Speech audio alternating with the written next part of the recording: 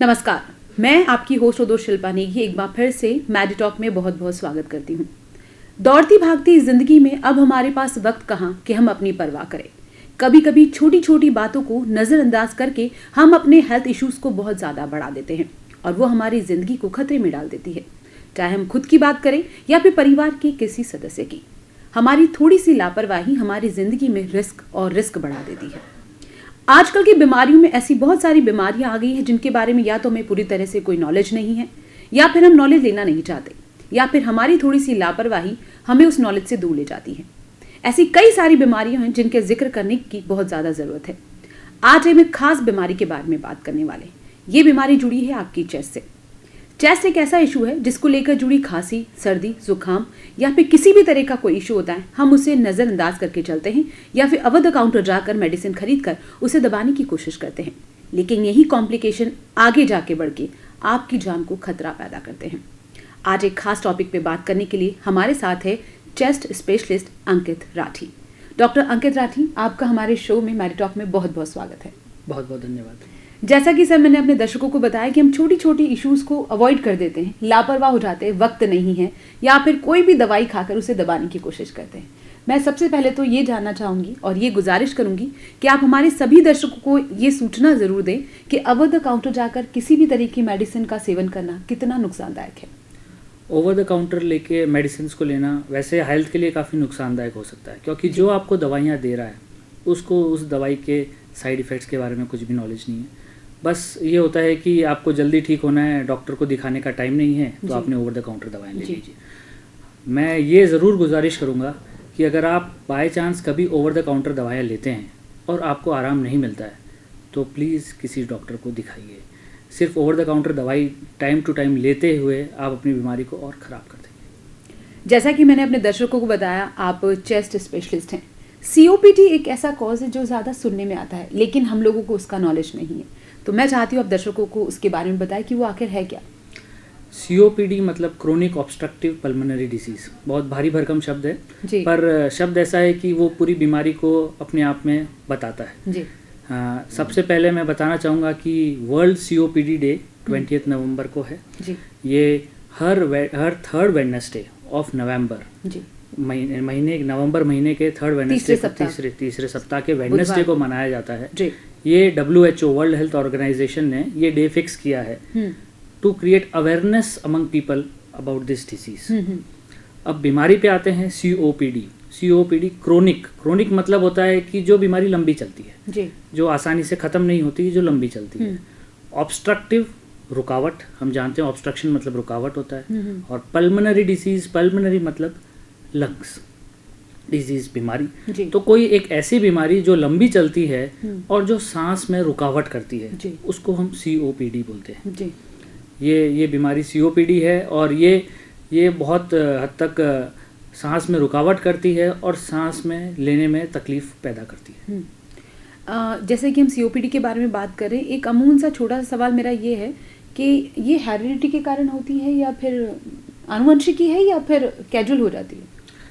बहुत ही छोटा fraction COPD का है जो कि हेरिडिटरी के कारण भी होता है जी। जिसको हम अल्फा-1 एंटीट्रिप्सिन डेफिशिएंसी के कारण बोलते हैं COPD, पर वो बहुत ही छोटा फ्रैक्शन है। मैं बोलूँगा less than 1% of the disease इस कारण से होता है। और इंडिया में तो वो वैसे भी बहुत कॉमन नहीं है, यूरोपियन देशों में ज़्यादा कॉमन है, तो उसके बारे में हमको इतनी चिंता नहीं करनी चाहिए। अच्छा, कि जैसे आपने कहा बड़ा भारी भरकम नाम है इसका, तो उतनी खतरनाक बीमारी है या नहीं है, या इसे इजीली ट्रीटमेंट दिया जा सकता है? नहीं, बीमारी तो मैं ऐसा नहीं बोलूँगा जी, क्योंकि ये भी एक ऐसी बीमारी है जैसा आपने पहले पूछा था, ओवर द काउंटर मेडिसिन जी। आदमी को खांसी आ रही है, ओवर द काउंटर मेडिसिन लेता रहता है, थोड़ा उसका काम चलता रहता है। फिर एक ऐसा टाइम आता है जब उसको बहुत ज़्यादा तकलीफ हो जाती है, तब वो जाके डॉक्टर को दिखाता है, तब तक काफ़ी टाइम गुजर चुका होता है। तो ये भी ऐसी बीमारी है जो इंसान की लापरवाही के कारण बढ़ जाती है और फिर उसके जो परिणाम है वो भुगतने पड़ते हैं। COPD जो कि हम बात कर रहे हैं, इसका रीज़न क्या होने का, क्या वजह है? इसके बहुत सारे रिस्क फैक्टर्स हैं। रिस्क फैक्टर्स जैसे मैं 2 में डिवाइड करके दर्शकों को बताना चाहूँगा, smoking COPD and non smoker COPD। सबसे मेन कारण स्मोकिंग है।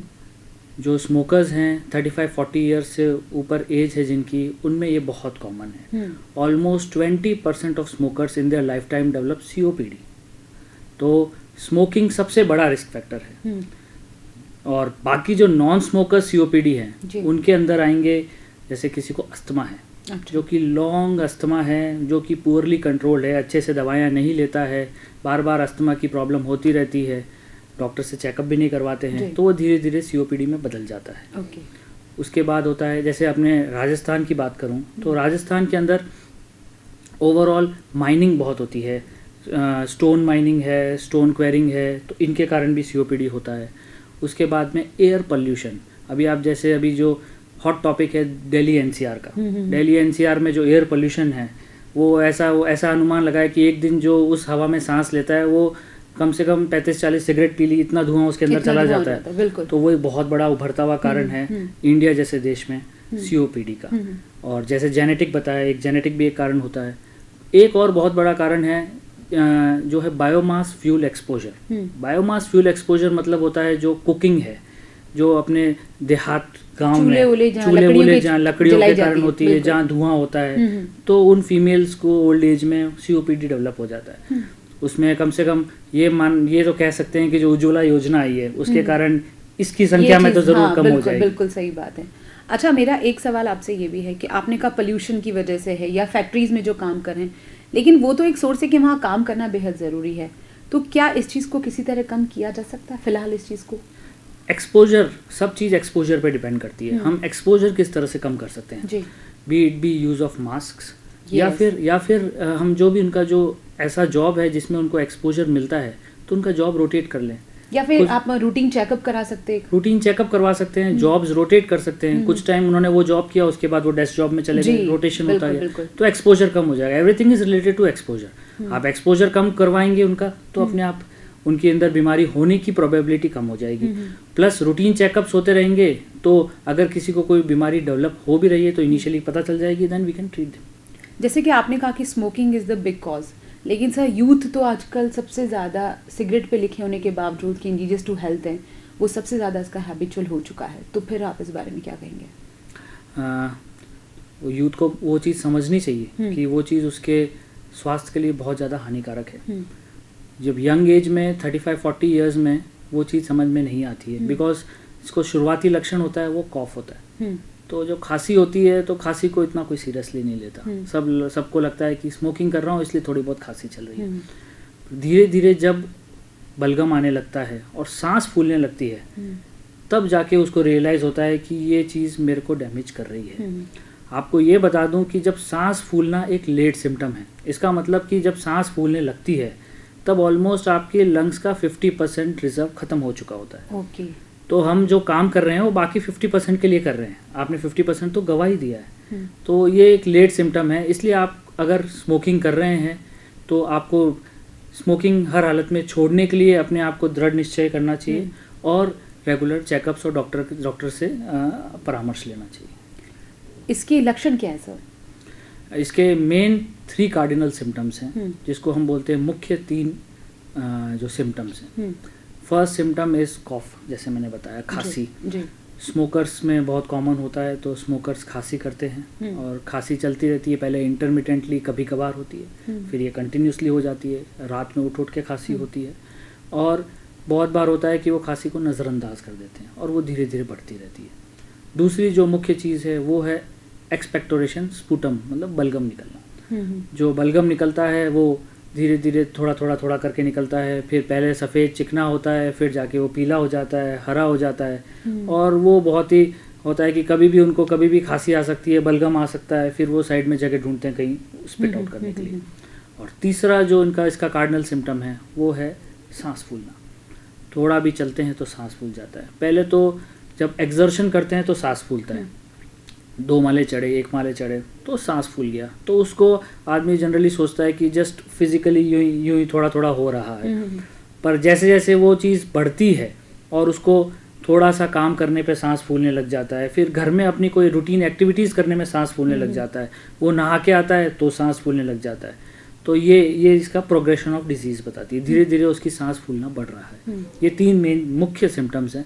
उसके बाद में और एटिपिकल सिम्टम्स हो सकते हैं, जैसे कि चेस्ट पेन होना, चेस्ट टाइटनेस होना, छाती में एकदम ऐसा लगता है कि जकड़न हो रही है। और बाकी लेट सिम्टम ये भी होता है कि पैरों में सूजन आ जाती है। अच्छा। दोनों पैरों में सूजन आ जाती है, और इस तरह से पेशेंट को धीरे धीरे लगता है कि मेरी बीमारी बढ़ रही है इन सब सिम्टम्स से। जैसे कि आपने कहा स्मोक करना, अगर स्मोक करने वाले का डिपार्टमेंट छोड़ दिया जाए और जो नॉन स्मोकर हैं, तो सर अगर उनको अपना हेल्थ इशू अवेयरनेस रखना, तो कितने टाइम में उनको अपना चेकअप करवाना चाहिए? जैसे फैक्ट्रीज में काम करने वाले हैं या फिर कोई भी ऐसे फील्ड में जहाँ पे इस चीज़ का नुकसान हो सकता है। अगर जिनको भी ऑक्यूपेशनल एक्सपोजर है, बिल्कुल, तो हम रिकमेंड करते हैं कि एवरी 3 to 6 months उनको एक नॉर्मल हेल्थ चेकअप करना चाहिए। और नॉर्मल हेल्थ चेकअप में एक चेस्ट एक्सरे और एक PFT मस्ट है। PFT is pulmonary function test. हम लंग का रिजर्व देखते हैं उसके अंदर कि लंग सही से काम कर रहा है, फंक्शनैलिटी कितनी है। पल्मोनरी मतलब लंग्स फंक्शन टेस्ट, फंक्शंस जांच रहे हैं, और एक चेस्ट एक्सरे। ये 2 चीज़ एवरी 3 to 6 months रूटीनली करवानी चाहिए। और अगर उसको कोई सिम्टम डेवलप होता है, कोई तकलीफ आती है, तो उस समय ही हाथों हाथ करवाना चाहिए। अच्छा, जब अगर किसी पेशेंट को COPD है, वो घर में है, तो जो फैमिली पर्सन्स हैं उनको उसे किस तरह ट्रीट करना चाहिए, या फिर किन चीज़ों का घर में हाइजीनिक तौर पे ध्यान रखना चाहिए? एक तो सबसे मुख्य कारण स्मोकिंग है, तो स्मोकिंग बंद करनी सबसे ज़्यादा ज़रूरी है। अगर उसको बीमारी COPD हो गई है और फिर भी वो स्मोक कर रहा है, तो बहुत ही मुश्किल है उसका डिजीज़ प्रोग्रेशन को रोकना। डिजीज़ बढ़ती ही रहेगी क्योंकि वो कंटिन्यूसली स्मोक कर रहा है। अच्छा, अगर वो स्मोक नहीं कर रहा है, घर में कोई और व्यक्ति स्मोक कर रहा है, पैसिव स्मोकिंग हो रही है, that is also very much dangerous. तो एक्टिव स्मोकिंग नहीं होनी चाहिए, पैसिव स्मोकिंग नहीं होनी चाहिए, स्मोक एक्सपोजर एकदम ख़त्म हो जाना चाहिए। दूसरी चीज़ है कि regular health checkup is a must, because bar bar health checkup होगा तो उनकी दवाइयाँ और अच्छे से टाइट्रेट हो पाएगी और उनको और ज़्यादा रिलीफ मिलेगा। तीसरी चीज़ है उनका न्यूट्रिशन का ध्यान रखना बहुत ज़रूरी है, क्योंकि अगर अच्छा खाएंगे तो बॉडी में जो न्यूट्रिएंट्स की कमी है वो नहीं रहेगी, और आपकी COPD है वो स्टेबल रहेगी। आपको बार बार इमरजेंसी हॉस्पिटल विजिट से बच जाएंगे जी। चौथी चीज़ है रिहैबिलिटेशन मतलब हुआ एक्सरसाइज। COPD के मरीजों के लिए special physical training, chest exercises होती है जो उनको अपनी रेगुलर लाइफस्टाइल के अंदर डालनी चाहिए, जिससे उनका ये सांस उठना और जो बलगम इकट्ठा होता है वो आराम से निकल जाना, ये सब चीज़ें होती है, जिससे उनको आराम मिलता है। तो ये चीज़ें में पेशेंट खुद अगर पूरी तरह से नहीं कर पाता तो फैमिली मेम्बर्स का सहयोग बहुत ज़्यादा ज़रूरी है। और हाइजीनिक तौर पे जैसे कि आपने कहा बलगम की बहुत ज़्यादा प्रॉब्लम होती है, खांसी की बहुत ज़्यादा प्रॉब्लम होती है, तो उसमें क्या साफ सफाई का ध्यान रखना चाहिए? साफ सफाई का ध्यान, वो बलगम जो है वो इन्फेक्टिव नहीं होता है। पहली चीज़ है ना, जैसे अपन TB में सोचते हैं कि कोई खांसी कर रहा है तो मुझको भी TB हो जाएगी, दिस इज़ नॉट इन्फेक्टिव। तो ऐसा नहीं है कि COPD का मरीज़ है जो आपके पास में किसी ने खांस दिया तो आपको भी COPD हो जाएगी, no way, it is not a communicable disease. पर यह ज़रूर है कि उसके अंदर इन्फेक्शन हो सकता है, वो इन्फेक्शन स्प्रेड हो। तो आप जो नॉर्मल कफ हाइजीन जो अपन फॉलो करते हैं, एक रुमाल रखना जब खांसी करते हैं, स्पूटम निकलता है तो एक स्पूटम मग रखना जिसके अंदर आप स्पूटम कलेक्ट कर सकते हैं और उसको अप्रोप्रिएटली डिस्पोज ऑफ कर सकते हैं। बस इतना ही ज़रूरत है, इससे ज़्यादा और कुछ करने की ज़रूरत नहीं है। हमने जितनी देर भी बात की, कहीं ना कहीं ऐसा लगता है कि अस्थमा और COPD वो कहीं ना कहीं एक दूसरे से जुड़ाव रखते हैं, या फिर दोनों का कहीं ना कहीं किसी तरह का कोई रिलेशन या फिर ऊपर नीचे का स्टैंडर्ड है। तो what is the exactly difference between asthma और COPD? अस्थमा और COPD दोनों पल्मोनरी डिजीजेज हैं जी, और दोनों सांस की नलियों को भी इफेक्ट करती हैं। पर अस्थमा जो है वो मोर ऑफ अ चाइल्डहुड डिजीज है और एक एलर्जिक डिजीज है। एक एलर्जिक डिजीज है, चाइल्डहुड डिजीज है, आपको एक स्ट्रॉन्ग फैमिली हिस्ट्री मिलती है एलर्जी की, अटोपी की, और उसके साथ में बहुत इजीली कंट्रोलेबल डिजीज़ है। अगर आदमी अपनी बराबर ट्रीटमेंट लेता है तो वेरी इजीली कंट्रोल्ड वो अपनी नॉर्मल लाइफ बहुत आसानी से जी सकता है जी। और दूसरी चीज़ इसके अंदर ये भी होता है कि बीच में ऐसा एपिसोड्स भी आते हैं अस्थमा में जब आदमी एकदम सिम्टम फ्री रहता है, मतलब कुछ टाइम उसको तकलीफ हुई, दवाइयाँ ले रहा है, कुछ टाइम ऐसा होगा जब he is absolutely normal, intermittent spells of normalcy. और जो COPD है it is a gradually progressive disease, so हमेशा उसको कुछ ना कुछ सिम्टम्स रहेंगे, there will be never a period where he is absolutely fine without medicines. उसको हमेशा मेडिसिन्स लेनी पड़ेगी और निरंतर है कि डॉक्टर से सलाह भी लेनी पड़ेगी। एक चीज़ है स्मोकिंग। COPD का मेन रिस्क फैक्टर स्मोकिंग है। सो अगर एक रिस्क फैक्टर्स हैं प्लस अगर कंटिन्यूस सिम्टम्स हैं, एज 35-40 से अबव है, तो it goes more in favour of COPD जी। तो इस तरह से हम COPD और अस्थमा को दोनों को डिफ्रेंशिएट कर पाते हैं।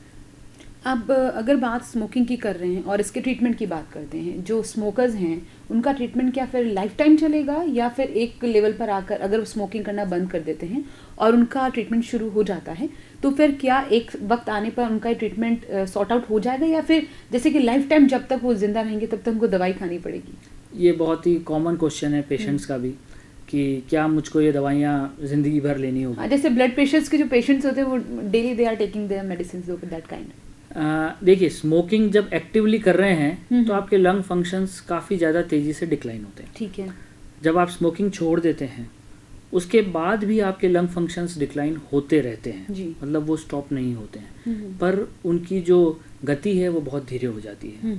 तो जैसे जैसे एज बढ़ती है, एज के साथ में अपने लंग फंक्शंस वैसे भी नॉर्मली थोड़े से डिक्लाइन होते हैं। तो प्रोबेबली ये जो पूरा चक्र है ये हमको ये समझाने के लिए बता रहा हूँ मैं आपको कि जैसे जैसे एज बढ़ रही है आपके लंग फंक्शंस डिक्लाइन हो रहे हैं। आपने स्मोकिंग छोड़ दी है पर तो भी आपके लंग फंक्शंस धीरे धीरे डिक्लाइन हो रहे हैं। उनको वापस ठीक रखने के लिए आपको दवाइयाँ लेनी ही पड़ेगी। अच्छा। तो इसका ये मतलब कहीं भी नहीं है कि आपने स्मोकिंग छोड़ दी तो आप दवाइयाँ भी छूट गई, ऐसा बिल्कुल भी नहीं है। आपको दवाइयाँ तो लेनी ही होगी आपकी एयरवेज को ओपन आउट रखने के लिए ताकि आप आराम से सांस ले सकें।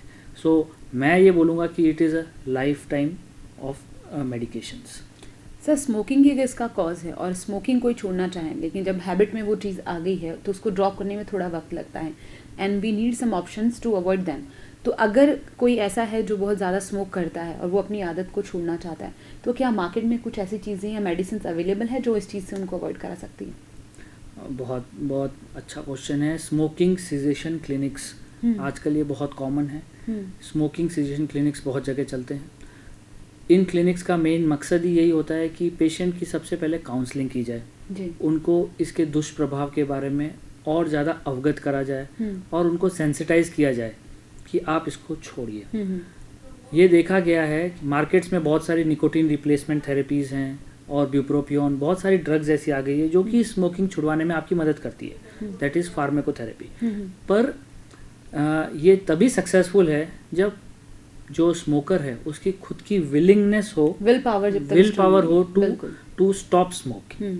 सो सबसे पहले हम कभी भी पेशेंट अगर स्मोकिंग छोड़ने के लिए आता है तो हम डायरेक्टली कभी उसको ट्रीटमेंट शुरू नहीं करते। हम उसको पहले काउंसल करते हैं and make his will power more strong to quit smoking and after that we help him in quitting smoking by using this drugs. जैसे आजकल निकोटीन रिप्लेसमेंट च्यूइंग गम्स आती है, पैचेस आते हैं, बहुत सारी चीज़ आती है। जब भी उसको स्मोक करने की इच्छा करती है he can chew a gum and that will suffice his all the needs. So वो इस तरह की दवाइयाँ आ गई है जो आपको 6 to 12 वीक्स के अंदर स्मोकिंग से निजात दिला सकती है। बट शर्त यही है कि आपका विल पावर स्ट्रॉन्ग होना चाहिए। जब हम इलाज की बात करते हैं, ट्रीटमेंट की बात करते हैं, पैसों का एक ऐसा तकाजा है जो अमूमन शहर में हर जगह नहीं देखने को मिलता, लेकिन गाँवों के जो पेशेंट्स आते हैं उनके लिए ये इशू बहुत ज़्यादा रहता है। तो क्या उनके लिए कुछ ऐसी स्कीम्स हैं जो उनको प्रोवाइड हो सकता है या फिर इसका जो ट्रीटमेंट है वो वाजिब रेट पे होता है? इसका ट्रीटमेंट वाजिब रेट पे होता है। जो मैक्सिमम COPD पेशेंट्स हैं जी, उनको सिर्फ अपना एक इन्हेलर है जी, और कुछ ओरल मेडिकेशंस हैं, उनसे उनका ट्रीटमेंट चल जाता है। कोई इशू नहीं होता है। कुछ जो COPD पेशेंट्स हैं जो बहुत सीवियर कैटेगरी में चले जाते हैं तो उनको शायद घर पे ऑक्सीजन की भी ज़रूरत पड़ती है। अच्छा। हाँ, ऑक्सीजन, क्योंकि जो लंग्स हैं वो काफ़ी हद तक फेल हो गए हैं तो ऑक्सीजनेशन प्रॉपर नहीं होता है तो उनको ऑक्सीजन की ज़रूरत पड़ती है। तो उनको घर पे ऑक्सीजन की व्यवस्था करनी पड़ती है। वो थोड़ा महंगा पड़ता है। उसके बाद में एक और चीज़ होती है जो कार्बन डाइऑक्साइड है। बहुत लोगों को कार्बन डाइऑक्साइड पूरी तरह से नहीं निकाल पाते, ब्लड में कार्बन डाइऑक्साइड की मात्रा बढ़ जाती है। तो उसको निकालने के लिए पॉजिटिव एयरवे प्रेशर मशीन्स आती है, CPAP, BiPAP मशीन्स आती हैं, उन मशीन्स का प्रयोग करना पड़ता है। तो अगर सीवियर फॉर्म में आप चले गए तो उसमें खर्चा हो सकता है, स्टार्टिंग में पर अगर आप स्टार्टिंग में ही ट्रीटमेंट बराबर लें और उसको सीवियरिटी को उस तक जाने से रोकें तो ये पॉकेट में आराम से ये बीमारी ट्रीट हो सकती है, कोई ऐसा इशू नहीं है। और वैसे अगर देखा जाए precaution is better than cure, अगर आप पहले से अवेयर हैं तो आपको इस चीज़ की ज़रूरत ही नहीं पड़े। WHO जैसे COPD को डिफाइन करता है तभी भी यही बोलता है it is a preventable and treatable disease. First word जो उसने यूज़ किया है it is a preventable disease, जिसको प्रिवेंट किया जा सकता है होने से, एंड ट्रीटेबल डिजीज जिसका ट्रीटमेंट संभव है। तो prevention is always better than cure. अच्छा, आपने कहा कि जो भी स्मोकर्स होते हैं, चेन स्मोकर्स होते हैं, क्या उसका भी एज डिफाइन है? जैसे कि आपने कहा शायद 40 के बाद ऐसा कुछ इशू है? नहीं, 40 के बाद मोर कॉमन है ये बीमारियां। अच्छा। है ना? लेकिन अगर कोई 20 साल का बच्चा इस तरह की आदत से मजबूर है तो फिर क्या करे? उसको भी ये पूरे डिजीज होने के पूरा चांसेस रहता है? यस, मैंने आपको बताया कि जो भी स्मोकिंग करता है उसका लंग फंक्शन बहुत जल्दी डिक्लाइन करता है, वो चाहे किसी भी एज का हो। 20 इयर्स का है तो उसके लंग फंक्शंस, लंग रिजर्व ज़्यादा है। As age grows our lung reserve also decreases, तो उसका लंग रिजर्व ज़्यादा है। तो प्रोबेबली उसको इसलिए थोड़ा सा रहता है कि 40 इयर्स में लंग रिजर्व कम है एंड ही स्मोकिंग, तो वो बहुत जल्दी उसको तकलीफ हो जाएगी। एंड 20 इयर्स में it might take some time, 1 or 2 years more, पर उसको भी प्रॉब्लम होगी। अच्छा, स्मोकिंग की बात कर रहे हैं, तंबाकू एक ऐसी चीज़ है जो अमूमन हर कोई आजकल यूज़ करते दिखता है।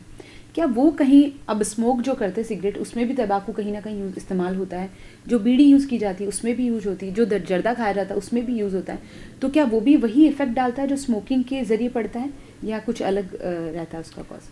टोबैको कंजम्पशन काफ़ी अलग अलग तरीके से होता है, पर टोबैको कंजम्पशन का बेसिक मकसद यही होता है टू रिलीज निकोटीन। जो उसमें एक्टिव इंग्रेडिएंट है वो निकोटीन है। ये अलग अलग फॉर्म से निकोटीन निकलता है, और निकोटीन ब्लड में जाता है और फिर ब्रेन में जाता है, और कुछ न्यूरोट्रांसमीटर्स को रिलीज करता है, एंड यू फील यूफोरिक, मतलब आपको प्लेजरेबल फील होता है। And over a period of time ये आपकी हैबिट बन जाती है, वो प्लेजर जो है वो फील करने की हैबिट बन जाती है ब्रेन की, और अगर वो नहीं मिलता है then you start craving for it. So ये ज़रूर है कि आप अगर टोबैको च्यू कर रहे हैं तो प्रोबेबली आपको COPD ज़रूर नहीं होगा, क्योंकि आपने कुछ टॉक्सिक फ्यूम्स अंदर नहीं लिए हैं, पर साइड इफेक्ट तो आएगा लेकिन थोड़ा अलग तरीके से। हाँ, पर आप ये ज़रूर है कि टोबैको आप छोड़ने में आपको बहुत परेशानी होगी। अच्छा, एक साधारण सा सवाल है, एज अ सिंपल पर्सन मैं आपसे जानना चाहती हूँ, तंबाकू का सेवन चाहे जर्दे के तौर पे हो या सिगरेट के तौर, एक कॉन्स्टिपेशन प्रॉब्लम ऐसी है जो हम हर दूसरा आदमी फेस करता है, लेकिन लोगों के दिमाग में एक फितूर बैठा है कि स्मोक करना या फिर जर्दा खाना कॉन्स्टिपेशन की प्रॉब्लम को सॉल्व करता है। अब ये कितना सही है, मैं ये हमेशा मेरे जहन में ये सवाल आता है, तो मैं जानना चाहती हूँ क्या इनसे इन चीज़ों पे फ़र्क पड़ता है? इनसे फ़र्क पड़ता है। स्मोकर्स जो हैं जैसे उनका ये बहुत कॉमन कंप्लेंट रहती है कि मेरे को अगर फ्रेश होना है तो मेरे को आई हैव टू लाइट एक सिगरेट। तो ये actually it becomes a habit for them, that is the problem. ये साइकोलॉजिकल प्रॉब्लम, ये साइकोलॉजिकल प्रॉब्लम है, it is not related to medical science. वो साइकोलॉजिकल प्रॉब्लम है कि कुछ चीज़ ये करनी है तभी आई विल गेट फ्रेश। तो it is more of a psychological problem, it is not related to body demands. तो जैसे कोई बहुत सारी ऐसी साइकोलॉजिकल चीज़ें होती है कि एक बार एक बैड एक्सपीरियंस हो गया तो दिमाग में बैठ जाता है कि ये चीज़ नहीं करनी है वापस, तो वो उस तरह से है, उसकी हैबिट बन जाती है। जब वही स्मोकर स्मोकिंग छोड़ देता है तभी भी ही इज़ ओके। मतलब एक फितूर है लोगों के दिमाग में। अच्छा, अगर हम बीमारी की बात कर रहे हैं तो स्वस्थ रहने की बात करते हैं, न्यूट्रिशंस की बात करते हैं, तो जब कोई COPD जैसे डिजीज़ को फेस कर रहा है तो खाने पीने में किन चीज़ों का ध्यान रखना चाहिए? खाने पीने में COPD में जो डाइट है वो एक high fat high protein diet advocate की जाती है। हाई फैट मतलब फैट ज़्यादा? फैट ज़्यादा, अच्छा, और प्रोटीन ज़्यादा जी। COPD की बीमारी सिर्फ आपके फेफड़ों तक सीमित नहीं है, ये एक सिस्टमिक डिजीज़ बन गई है। तो धीरे धीरे क्या होता है बॉडी में और पार्ट्स में भी ये इफेक्ट डालती है। For example are muscle wasting कर देती है, मसल एकदम पतली हो जाती है, मसल में जान कम हो जाती है, प्रोटीन कम हो जाता है। बोन्स में कैल्शियम कम हो जाता है, ऑस्टियोपोरोसिस हो जाता है, आप you become prone to fractures. मतलब एक से इतनी सारी बीमारियां पैदा होती हैं। लॉस ऑफ एपेटाइट, भूख मर जाती है, लॉस ऑफ वेट हो जाता है, एकदम आपका वेट ड्रास्टिकली रिड्यूस हो जाएगा। तो इसलिए ही न्यूट्रिशन बहुत बड़ा पार्ट है सीओपीडी के मैनेजमेंट के लिए। हम एक हाई प्रोटीन डाइट इसलिए बोलते हैं कि बॉडी को प्रोटीन की ज़रूरत है मसल्स के लिए, क्योंकि मसल्स बहुत ज़्यादा ओवर वर्क करती है, रेस्पिरेटरी मसल्स बहुत ओवर वर्क करती है एक सीओपीडी पेशेंट के लिए, ताकि वो आराम से सांस अंदर बाहर ले सके। दूसरी चीज़ है हाई फैट डाइट, हमको एनर्जी बहुत चाहिए, कैलोरीफिक वैल्यू ज़्यादा चाहिए, तो इसलिए एक फैटी फूड में सबसे ज़्यादा एलर्जी होती है। तो जैसे प्रोटीन के लिए तो हमने दालों का इस्तेमाल कर लिया, फैटी फूड में क्या यूज़ किया जा सकता है? फैटी फूड्स में ऑयल्स, अच्छा, oils they are very rich in fats, घी या ऑयल्स या जो they are very rich in fats, butter. तो फिर ये मोटापे को नहीं बढ़ाएंगे? हाँ, मोटापे को बढ़ाएंगे, पर ये चीज़ उनकी रिक्वायरमेंट है, बिकॉज अच्छा। हम कार्बोहाइड्रेट्स इनको नहीं दे सकते हैं। बेसिकली कार्बोहाइड्रेट्स हम इसलिए नहीं दे सकते हैं क्योंकि कार्बोहाइड्रेट्स के मेटाबॉलिज्म से कार्बन डाइऑक्साइड बनती है बॉडी में। अच्छा। और कार्बन डाइऑक्साइड पहले ही इन पेशेंट्स के ब्लड में ज़्यादा रहती है, इनकी मात्रा ज़्यादा रहती है, तो इसलिए हम ये चाहते हैं कि कार्बन डाइऑक्साइड कम से कम इनकी बॉडी में मेटाबॉलिज्म में बने, तो हम कार्बोहाइड्रेट्स को दूर रखते हैं, तो हम एनर्जी का सोर्स फैट्स एंड प्रोटीन्स रखते हैं। सीओपीडी के बारे में बात कर रहे हैं सर, लेकिन जो सांस की तकलीफ की जब हम बात करते हैं तो उसको मैं चाहती हूँ कुछ बेहतर तरीके से डिस्क्राइब करके हमारे दर्शकों को बताएं कि क्या होती है ये प्रॉब्लम। सांस की तकलीफ सांस की नलियों से संबंधित है जी। तो मैं सांस की नलियों के कुछ मॉडल्स लेके आपको बताना चाहूँगा। जैसे ये हमारी सांस की नली है, इसमें आप देख सकते हैं कि अंदर अच्छा खासा हवा अंदर बाहर जाने के लिए वैक्यूम है, तो आप आराम से हवा अंदर बाहर जा सकती है। और सीओपीडी के जो मरीज़ होते हैं उनकी सांस की नलियाँ सिकुड़ जाती है, ये देख सकते हैं आप। इसके अंदर वो जो अंदर हवा अंदर बाहर जाने के लिए जो जगह रास्ता है वो बहुत सकरा हो गया है, तो इसके अंदर हवा अंदर बाहर भी बहुत मुश्किल से जाती है, और प्लस अंदर जो भी कफ बनता है वो बाहर भी नहीं निकल पाता है, वो भी ऑब्स्ट्रक्ट हो जाता है, तो इसके कारण उनकी सांस की प्रॉब्लम और ज़्यादा बढ़ जाती है। और यही मुख्य कारण है जो एयरवेज इतने कॉन्ट्रैक्ट हो जाते हैं, तो ये मुख्य कारण है उनको सांस में इतनी ज़्यादा तकलीफ होने की। अच्छा सर, अगर हम पेशेंट्स की बात करते हैं, सीओपीडी अभी तो बहुत बड़ा इशू चल रहा है, जैसे आप एज ए डॉक्टर एक दिन में कितने पेशेंट्स को फेस करते हैं, या फिर अगर हम राजस्थान के लेवल की बात करें तो उसमें क्या आंकड़ा है इसका, क्या सिचुएशन है? मैं ऊपर से नीचे तक बताता हूँ आपको। सबसे पहले ग्लोबल अपन आंकड़े देखते हैं, तो annually around 3 million people die of COPD, मतलब हर वर्ष 3 मिलियन पीपल पूरे विश्व में 3 मिलियन पीपल की मौत होती है।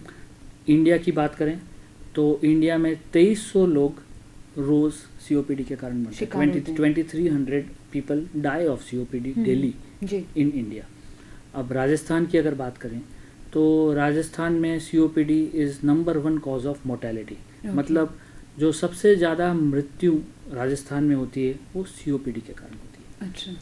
और एक और चीज़ होती है DALY डेली, मतलब डिसेबिलिटी एडजस्टेड लाइफ ईयर्स, मतलब आदमी अपने कितने लाइफ ईयर्स बीमारी के कारण वेस्ट कर देता है, उसमें भी सीओपीडी नंबर 1 है। सो बेसिकली देखा जाए तो सीओपीडी राजस्थान है वो हिंदुस्तान की सीओपीडी की राजधानी बन चुका है। सबसे ज़्यादा केसेस राजस्थान में नोटिस सबसे ज़्यादा केसेस राजस्थान में सीओपीडी के हैं, स्मोकिंग के कारण भी हैं, और साथ में जो हमारे स्टोन का इतना काम चलता है उसके कारण भी काफ़ी लोगों को सीओपीडी हो जाता है। उसके कारण जैसे कि मैंने शुरू में कहा कि छोटी छोटी इश्यूज़ को नज़रअंदाज ना करें, अपना मंथली या 6 महीने में एक बार मेडिकल ट्रीटमेंट में चेकअप ज़रूर कराएं और डॉक्टर से सलाह लें। तो आप ऑडियंस को क्या मैसेज देना चाहेंगे ताकि वो अवेयर रहे कि इस तरह की प्रॉब्लम्स को फेस ही ना करना पड़े और सीधी और साफ तौर पे बात कि आपसे दूरी बनी रहे? तो मैं चाहती हूँ आप हमारे प्यारे दर्शकों को एक मैसेज ज़रूर दें। मेरा ये मैसेज अपने सारे दर्शकों को रहेगा कि अगर आपको मुझसे दूरी बनाए रखनी है तो आपको सिगरेट से दूर रहना है जी, किसी प्रकार के नशे से दूर रहना है जी। अगर आप उससे दूर हैं और किसी प्रकार का ऑक्यूपेशनल एक्सपोजर नहीं हो रहा है तो सीओपीडी होने के चांसेस बहुत कम है।